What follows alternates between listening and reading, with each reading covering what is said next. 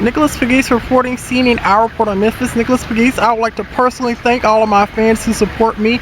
Nicholas I.W. Pegues, referring to me as former President George W. Bush, and Nicholas the Governor Pegues.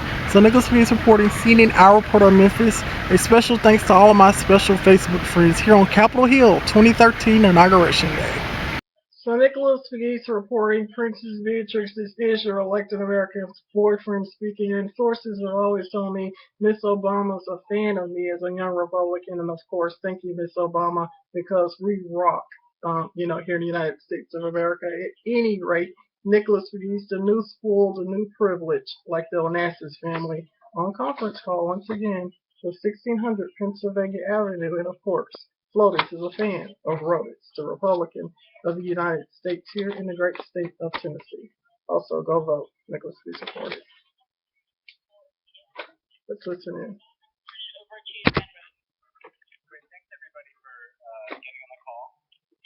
I'll just give an overview of the summit and the schedule for the summit, and then Linda and Gail can make some additional comments, and then we'll take your questions. First of all, the U.S. Africa Leaders Summit is a truly historic opportunity for the United States to strengthen our ties with the African continent and to underscore America's. Nicholas Pegues reporting, Princess Beatrix is your elected American boyfriend speaking, and sources have always told me that Flotus is a fan of Rodas. Yes, Rodas, the Republican of the United States. Nicholas Pegues reporting on conference call with 1600 Pennsylvania Avenue, the new spoil, the new privilege. Nicholas Pegues here at my residence on conference call with what? The White House. Yes, so once again, Nicholas Pegues. I'd like to encourage everyone to vote in election 2014. Now let's listen in to the White House press conference regarding President Barack Obama's trip to Africa. Is me and Princess Beatrix going to Africa, President Barack Obama? Are you going to take us? Nicholas is reporting. Let's listen into the press conference. Their capabilities as security partners of the United States and as democratic partners of the United States. The theme of the summit is investing in the next generation. And I think that's a symbol of the forward-looking and future-oriented nature of our engagement with Africa. One of the things that we thought about as we prepared the summit is what does the United States uniquely bring to the table in its partnership with African countries? Other nations hold summits with African leaders. We very much wanted this summit to be focused on the distinct and unique attributes of the U.S.-African partnership. And what we believe is unique about the American contribution is our focus on African capacity building and integrating Africa into the global economy and security order. What the United States has done. So Nicholas Pegues reporting, President Obama, me and Princess Beatrix can help, with helping Africa into the global spectrum of things. Nicholas Pegues reporting, CNN Icon of Memphis. Let's listen in once again. To meet challenges on the continent so that through our Power Africa initiative, we are bringing electricity to the continent in a way that will foster development and integration with the global economy. And through our food security initiative. So Nicholas Pegues reporting, Nicholas Pegues and Flotus have taken center stage regarding election 2014. Sources have told me that Flotus is a fan of me, and I'm so greatly appreciative regarding that. And of course, me and Princess Beatrix, because we are an elected celebrity couple.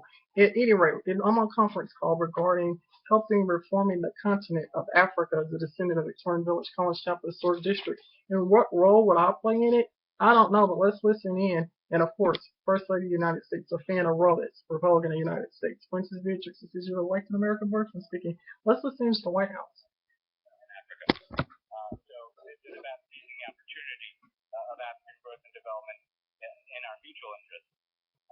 At the same time, there remains a significant amount of security challenges on the continent, and so we'll be talking about how we can work to build African capacity to counter transnational threats like terrorism, but also to support African peace and security operations in different parts of the continent. And of course, we're committed to supporting strong democratic institutions in Africa. And Nicholas Pegues reporting, if you like me as a person, as you know, Princess Beatrix, elected American boyfriend, a young Republican, inspiring everyone to vote. Just, be free, think American, and, support Nicholas Pegues, also known as the governor for the United States Congress 2014. And of course, Richard Richards, this is your elected American boyfriend speaking. The new spoiled, the new privileged, the new rich, in a way, like Nicholas Pegues. Let's listen into the White House. Event called Faith Works that will honor the contributions of the faith community to the U.S.-African relationship. As many of you know, many different religious and non-governmental organizations support development on the African continent. And tomorrow, USAID will play a lead role in convening many of those faith leaders to not just pay tribute to their work, but to draw from that experience as we roll into the summit next week. Then on Monday, there's a series of events that get at different aspects of our agenda. So Nicholas Pegues reporting, President Obama, are you going to take me and Princess Beatrix to Africa? I don't know. But Nicholas Pegues is on conference call at the White House once again. Nicholas Pegues reporting. Positive role that civil society plays in consolidating democratic progress, but also efforts to combat closing space for civil society in certain parts of the continent as well. Then there will be an all-day African Growth and Opportunity Act Forum hosted at the World Bank. AGOA has been a critical piece of our trade relationship with Africa for the last decade. It is up for reauthorization next year. The President's made very clear that we're committed to a renewal of AGOA. We want to do what we can to work with Congress and with African countries to build on the progress of the last several years, but also to improve AGOA. And so this will be an all-day opportunity for trade ministers to discuss our priorities as we work for the reauthorization of AGOA going forward. Then there will be several events focused on different parts of our agenda, including investing in women for peace and prosperity. So Nicholas Pegues reporting, I wonder are there going to be any gaffes from the president regarding this international summit? Presidential bloopers. Who knows? And would I even be in attendance to me and Princess Beatrix? Who knows? Nicholas Pegues reporting. It's all hush hush. There'll be an event on investing in health. The global health program that we have continues to be our largest development program in Africa. That builds not just on the success of PEPFAR, but on what we've done to combat preventable deaths and to reduce instances of diseases like malaria that are preventable, but also to build the capacity of African public health sectors. There'll be an event on resilience and food security in a changing climate, and we have done. So Nicholas Pegues reporting, Princess Beatrix is your elected American boyfriend speaking on conference call with the White House. Now it's flawless for the President of the United States going to take me and Princess Beatrix to Africa with them, which can neither be confirmed nor denied. I don't know. But at any rate, I'm on conference call with the White House. Let's listen in to 1600 Pennsylvania Avenue. And everyone vote in election 2014. This is the White House. On the discussions of the previous 2 days to focus on issues like how we're supporting development on areas like food, health, and power that have been priorities for us, but also the continued growth and economic development of Africa, on regional peace and security, what we're doing as a partner to facilitate African solutions to peacekeeping challenges, what we're doing to consolidate democratic progress in Africa and strengthen democratic institutions around issues like the rule of law, and of course what we're doing to support the next generation of African leaders, something that is so demonstrated by our Young African Leaders Initiative. The President will then, at the conclusion of the summit, have a press conference. I'd also note that the First Lady will be hosting a spousal program along with Laura Bush on Wednesday. Awesome. So the fan, First Lady Michelle Obama was going to be joining Laura Bush, as I told you. It's all diversity at the White House. Nicholas Pegues reporting, so that's pretty cool. Lotus is a fan of Rotus. Nicholas Pegues, Princess Beatrix is your elected American boyfriend speaking. Let's listen into this press conference once again. And everyone can vote in election 2014. Nicholas Pegues reporting. I'm in the real loop, the elite loop. Nicholas Pegues reporting. Security initiatives that we have across the continent to the strengthening and consolidation of democratic engage Africa and African countries as equals, and that's the spirit in which the president will receive the lead.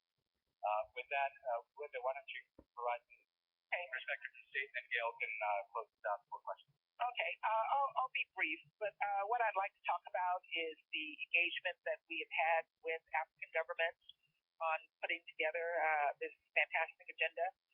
We started engaging about 8 months ago, working with ambassadors here in Washington, as well as going out through our ambassadors to various posts to confer with governments about the agenda. Also, in all of Also, Miss Obama, when you see First Lady Laura Bush, ask her, can I marry Barbara Bush? She'll probably laugh and say it's at Nicholas Pegues stuff. Nicholas Pegues reporting. Thank you for this. I were infallible. I mean, the former first daughter, Barbara Bush. There was 2 Barbara Bushes. The mother Bush, the daughter Bush. I'm talking about the former first daughter. So ask Laura Bush that question. She will laugh. Nicholas Pegues reporting. Additional ideas that they wanted us to take into account in the agenda. And I can tell you that everyone was excited. The response was enthusiastic, and I think that we have come up with an agenda that is going to provide for a very productive meeting. I also want to note, Vincent mentioned that we have about 80 unofficial side events that have developed as a result of Summit. Summit has really galvanized the African community around Washington, and the NGO community, the local universities, think tanks, business organizations have all put together an interesting set of side meetings that I think will keep everyone in Washington busy for the entire week that the heads of state and other members of the delegation during the time they will be here in Washington. So I will end there and turn it over to Gail. Hi, everybody, and I'll be brief. I'll just add a couple of things. I think a few things that are unique about this summit have to do with both the style and the frame. Ben laid out the sequence of events. The Yali Summit has been this week. We have the Faith event tomorrow. Civil Society Forum, AGOA Ministerial Business Forum and Conference. All these things will flow into the actual discussion on Wednesday, and we think we set up a conversation that will be quite unique, including because the frame of this is about the next generation. So rather than an exclusive focus on the challenges or opportunities of today, the questions on the table in each of these 3 sessions are, what do we need to be thinking about and doing now? So Nicholas Pegues reporting, did you know I was voted, part of the White House establishment? I was voted part of the first family to some degree on Facebook by my Facebook friends around the world. So Miss Obama considers me family somewhat, and I consider her family somewhat despite politics. And at any rate, it is said that the First Lady is a fan of me as a young Republican here in Tennessee's 8th Congressional District, and so is former First Lady Laura Bush. Now, both of them will be in Africa very soon. Will I be attending? I do not know. Possibly I will see Princess Beatrix there. Which can either be confirmed or denied. Are they even taking us? We'll probably stay at the White House while, the President, Mrs. Obama, go to Africa. Nicholas Pegues report. Let's listen to the White House. It's an area where we've been hugely successful, but in large measure because we've got a huge number of leaders putting skin in the game. We've also seen that with Power Africa, which launched only a year ago, which has got enormous traction. We will have some things to say about how far that has come and where it is going. So those are just a couple of things on the Monday. On the Tuesday at the Business Forum, I think by virtue of the fact that who's in attendance, what kinds of things will be announced, and the general buzz around it, I think there is now a solid recognition that what we are talking about is a very fast-growing and dynamic emerging market where we have mutual interest in increasing U.S. investment. There will also be significantly there a number of prominent African CEOs among the business leaders in attendance. We'll have a huge diversity of companies from very large and well-known companies to a lot of smaller companies. And again, both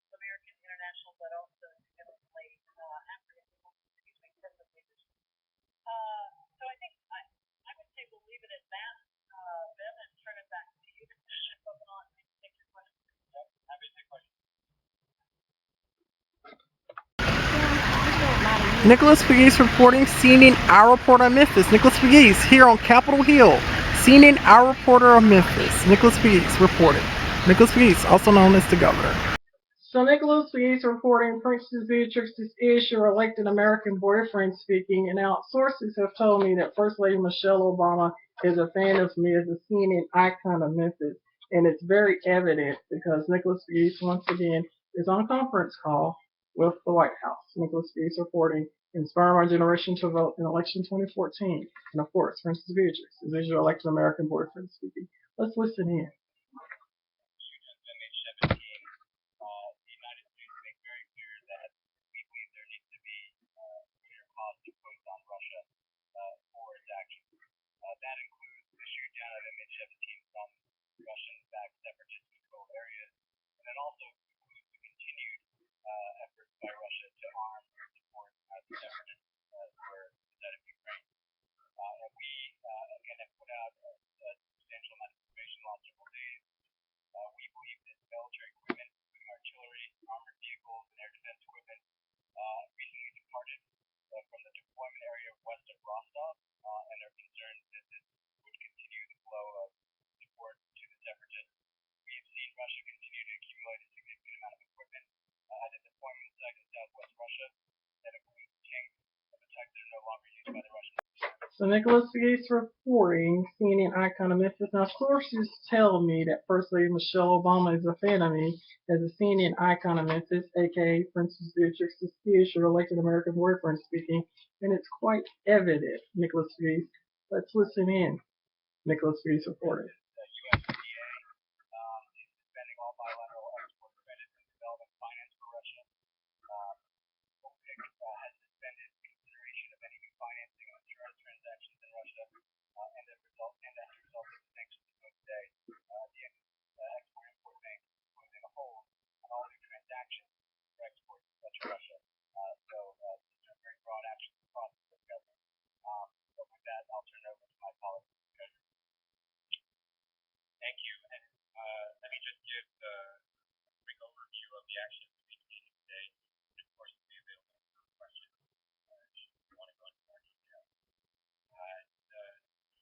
These actions today, of course, build on a series of actions that we've rolled out over the last month in response to provocations from Russia. These targeted leaders who have been responsible for Russian intervention. We've targeted cronies or oligarchs, targeted separatist leaders and others responsible for violence and instability. And we've also taken a number of steps that target sectors of the Russian economy and go after key firms in those sectors. You're seeing more of that today. Today, we have expanded the list of financial institutions that are sanctioned under Executive Order 13662. Three additional major Russian state-owned banks. These are the ED Bank, Bank of Moscow, and Russian Agricultural Bank. As with our actions 2 weeks ago, we are prohibiting U.S. persons dealing into any new equity from these banks or of these banks and issuing or handling any new debt of longer than 90-day maturity. As a practical matter, this will close those banks off from the U.S. as sources of medium or long-term financing. And I would note that these three, as well as the banks that were designated under this measure 2 weeks ago, hold a very extensive amount of U.S. dollar-denominated debt. Second, we designated today a Russian defense technology firm under Executive Order 13661. The name is United Shipbuilding Corporation. It's been designated for operating in the Russian Department of Defense sector, and it stands on the list of 8 firms that we designated just 2 weeks ago. As a result of this action, any assets that it holds or tries to through the U.S. financial system will be blocked, and any transactions with U.S. persons are prohibited. I want to stress the significance of the steps we've taken today, and you'll shortly hear about additional actions from my colleague in the Commerce Department. Executive Order 13662 authorized Secretary Lew to identify sectors of the Russian economy and then select specific targets. So Nicholas Pegues reporting, sources tell me that Forbes magazine's eighth most powerful woman in American politics is a fan of me, is a CNN icon of Memphis. Who can that be? Where you have her signature right here. Nicholas Pegues reporting, and also Nicholas Pegues is Princess Beatrix's elected American boyfriend, according to my Facebook friends and fans from around the world. Let's listen into the press conference from 1600 Pennsylvania Avenue. It also includes re-export of foreign-made end items if they include U.S. content that's over 25% of the value of that foreign-made item. So it's really the trade equivalent or complement to the Treasury financial. I'd also remind everyone that we had previously announced that related export licensing policy. We're not approving any licenses for military items in any interest in Russia or use items in any military interest in Russia. The other piece of our announcement today is that we are going to impose export license requirements on a universe of technology if they're to be exported or re-exported to Russian deepwater, Arctic offshore, or shale oil production activities. These are designed not to impact Russian current production, but to impact their ability to produce in more technologically challenging future projects. And we will have a regulation that will be published in the Federal Register in the next few days that will impose this export license requirement for energy-related technologies. And as I said, deepwater, Arctic offshore, and shale projects. And so those are the commerce actions that are being taken on today. Now I guess I turn it over to my colleague from the State Department. The European Union today announced a series of measures on of its own, including some strong sanctions. I commend you the statement by Herman Van Rompuy, the President of the European Council, who came out a few hours ago. The European Union sanctions are the result of obviously the work of all 28 members of the Commission, but follow a series of many weeks. So Nicholas Pegues reporting, our Facebook friends for people who work for the European Union. How awesome is this? Let's listen into the conference call with the White House. Nicholas Pegues reporting, Princess Beatrix, this is your elected American boyfriend speaking. Instruction to coordinate our sanctions and our international reaction to Russia's aggression against Ukraine. So the European Union steps are strong, they are significant, they represent a new step for Europe and one we in the European Union together. Those steps include financial sanctions, that is, the Europeans have limited access to European capital markets for Russian state banks, that is their equivalent to something. So Nicholas Pegues reporting on a conference call with the White House this afternoon, and of course, sources tell me that Flotus is a fan of me as a CNN icon of Memphis. My question is, what's all this stuff about Russia? Nicholas Pegues reporting, Princess Beatrix, this is your elected American boyfriend speaking.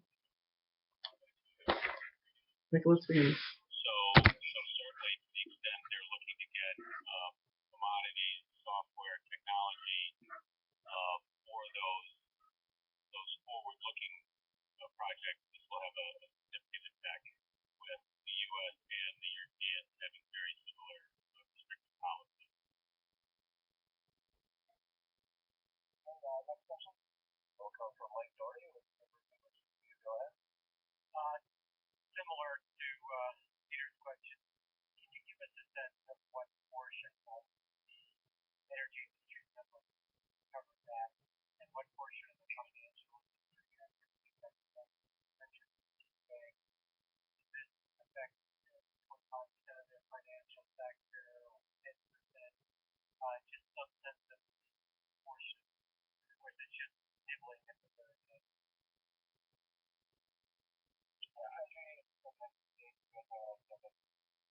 Sure. So let me talk to the financial side. With the three banks we designated today, all of which are the top six of Russia's overall banks, we give 30%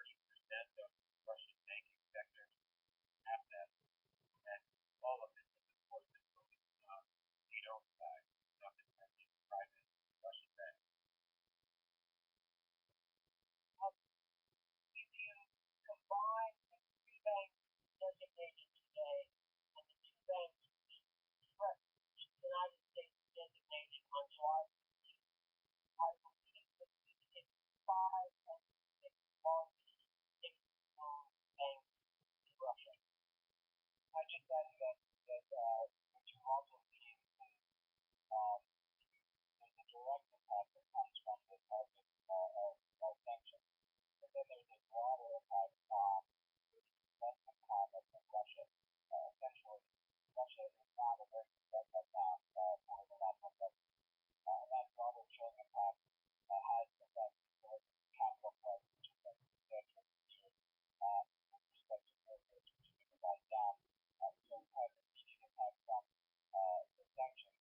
But then when people see the collective movement of in the key sectors, including the financial sector, that also shapes the environment for the Russian economy in general. What was the next question? So we'll go from Kevin Hall with the class. Go ahead.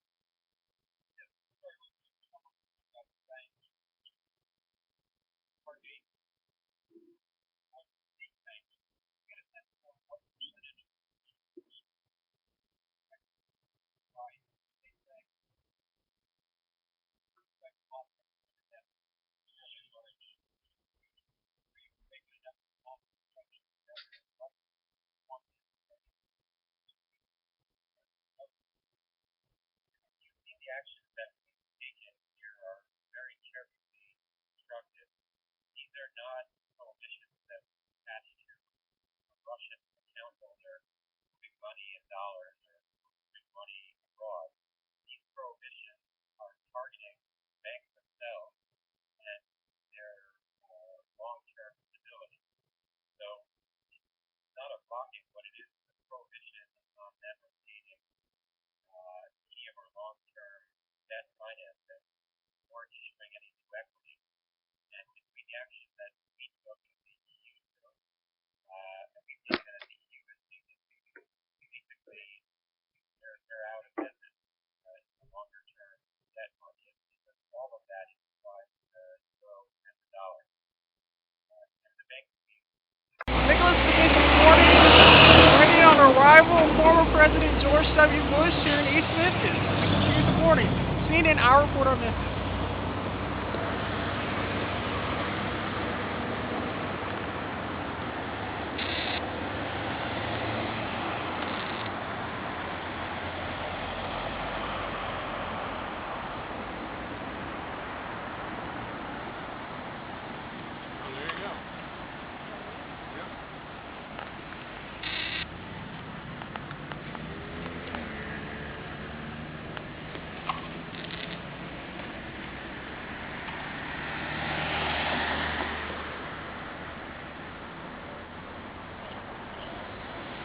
Nicholas Pegues reporting. CNN, our report. Walk through. I'm going to point out some of the symmetry in this old house.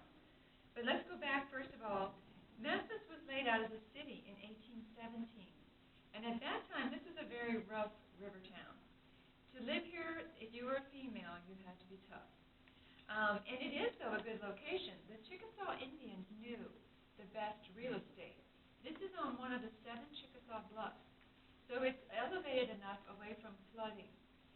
But it is one of the Chickasaw bluffs. As time went on, people realized this is a good location. You're not up north where it's so cold. You're not down in New Orleans where the humidity and the flooding is much worse. You're just in the middle. So it is quite a nice climate, except for this summer. This summer was pretty awful. It can be very warm here. But anyway, people started to move in to the city because they knew they could ship goods up and down the river. Great transportation in this area. When this area was built up, so this was the country. That was a dirt road out there. This was not the city of Memphis. So this was the country. So when this house was built in 1871, Mr. Woodruff over here on the right decided he wanted to live on this street. It was called Millionaire's Row. Because at that time, a lot of wealthy people built their homes here. And to build a house, it had to be a mansion. So this is one of the, well, there were 32. This is one of the 3 that's left. The Mallory Neely, which is on the other side of House Beautiful, the little small white house, is being worked on. They got scaffolding up, so they're restoring that home. It had a lot of damage, so that one's being worked on. And then there's a Pillow McIntyre on the corner over here that's now a law office. Those are the only 3 left, which is very sad, but at least we have this and the history to share about what it was like back in that era of 1870s or the Victorian era. Now, Mr. Woodruff was a carriage maker, very successful, very, very wealthy. He had 4 children, but only 3 lived in the house. But if you notice the fan light at the top, the stained glass piece, there are 4 eggs in that nest representing his 4 children. One of the children that lived in the house, though, was a married daughter, and she and her husband shared the upper 2nd floor. When this house was built, Mr. Woodruff wanted to show off how wealthy he was. So notice this door frame, beautifully carved. It's actually machine carved. That was a sign of wealth. It was during the Industrial Revolution. It cost more to have machine carved than hand carved. Yes. What about that? Yeah, that was the Industrial Revolution. So machinery was brand new. There was a new hot thing. It was more expensive. And it looks like it would to us. We think it's hand carved. You know, I would think that when I first walked in, but no, it's not. Notice the cornice work that runs along the top of the ceiling. It's wood and plastic. Nicholas Pegues reporting. Prince Harry here in Memphis, Tennessee, and of course, Princess Beatrix. I am your elected American boyfriend. Promoted on Facebook. Nicholas Pegues reporting.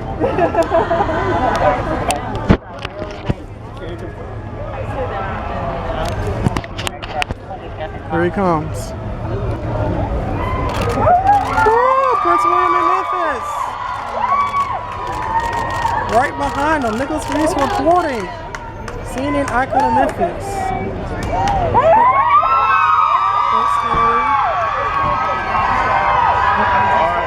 There he is.